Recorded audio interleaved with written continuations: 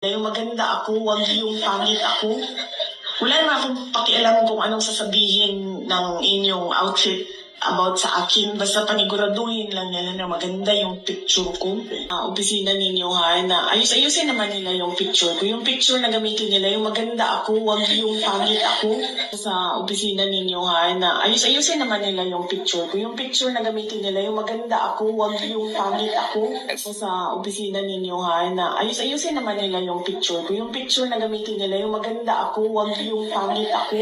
Opisina ninyo ha, na ayusin naman nila yung picture ko. Yung picture na gamitin nila, yung maganda ako, wag Mga kaabay, opisina ninyo ha, na ayusin naman nila yung picture ko. Yung picture na gamitin nila, yung maganda ako, wag yung pangit ako.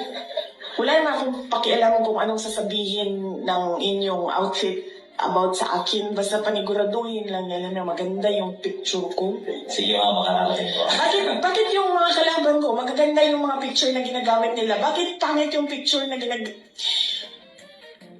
Sana yung mga tiga-office of the vice president, padalhan yung mga ibang picture ko para yun. Pangit yung photo. Ang katotohanan naman, mas maganda.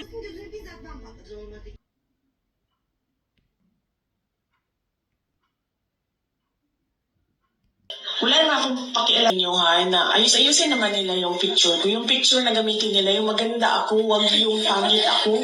Sa opisina ninyo ha, na ayusin naman nila yung picture ko. Yung picture na gamitin nila, yung maganda ako, wag yung pangit ako. Sa opisina ninyo ha, na ayusin naman nila yung picture ko. Yung picture na gamitin nila, yung maganda ako, opisina ninyo ha, na ayusin naman nila yung picture ko. Yung picture na gamitin nila, yung maganda ako, wag yung